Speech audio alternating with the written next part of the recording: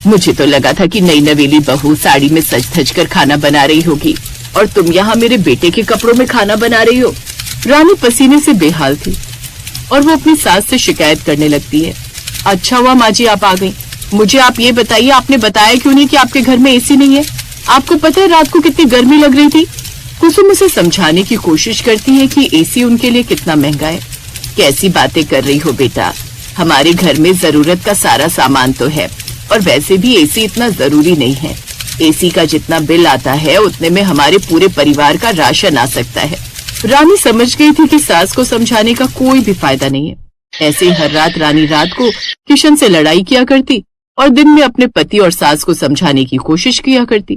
कुछ दिन बाद वो अपने मायके चली जाती है और अपने कमरे में एसी चलाकर बैठी होती है। तभी उसकी माँ शारदा उसके पास आकर बोलती है, रानी बेटा तू पग फेरे पर अपने मायके आई थी, पर पग फेरे कुछ घंटों के लिए होते हैं। तुझे यहाँ पर आए हुए 3 दिन हो गए, लोग क्या समझेंगे? तेरे भले के लिए बोल रही हूँ, वापस चली जा। रानी अपने जिद्दी स्वभाव के कारण मना कर देती है। ठीक है माँ, मैं वापस चली जाऊंगी, लेकिन मैं जिस चीज से सबसे ज्यादा प्यार करती हूँ उसे अपने साथ लेकर जाऊंगी। शारदा को लगता है कि उसकी बेटी उसे साथ ले जाने की बात कर रही है। उसकी आंखों में आंसू भर आते हैं। नहीं मेरी बच्ची, मैं तेरे साथ नहीं जा सकती। हर बेटी को माँ का मुंह छोड़ना ही पड़ता है, मुझे माफ कर दे। रानी अपनी माँ की गलतफहमी दूर करते हुए कहती है, माँ मैं आपको लेकर नहीं जाऊंगी, मुझे अपना ये एसी लेकर जाना है जो मेरे कमरे में लगा हुआ है।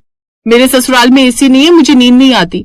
बेटी की ऐसी बचकानी और स्वार्थी बात सुनकर शारदा गुस्से में आ जाती है। तू पागल हो गई है क्या? उन लोगों ने दहेज के नाम पर 1 रुपया नहीं मांगा। अब अगर तू एसी लेकर जाएगी तो वो लोग कहेंगे कि हम अपनी अमीरी दिखा रहे हैं। किशन अच्छा है, समझदार है, खुद का काम है, छोटा परिवार है, तेरा ध्यान रखेगा। मैं तुझे अपनी गृहस्थी खराब नहीं करने दूंगी। अपना सामान बांध, मैं किशन को कॉल कर रही हूँ, वो तुझे लेने आएगा।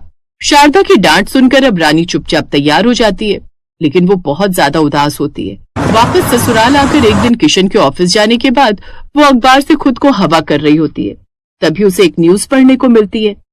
12वीं कक्षा के स्कूल के छात्रों ने बनाया मिट्टी का एसी। रानी ये खबर पढ़कर बहुत खुश हो जाती है, जैसे उसे जीने की एक उम्मीद मिल गई हो। जब 12वीं क्लास के छात्र मिट्टी का एसी बना सकते हैं तो मैं क्यों नहीं? मैं भी कोशिश करूंगी मिट्टी का एसी बनाने की। अब ऐसा ही होता है। रानी बहुत सारी मिट्टी लेकर आती है और घर के आंगन में गिरा देती है।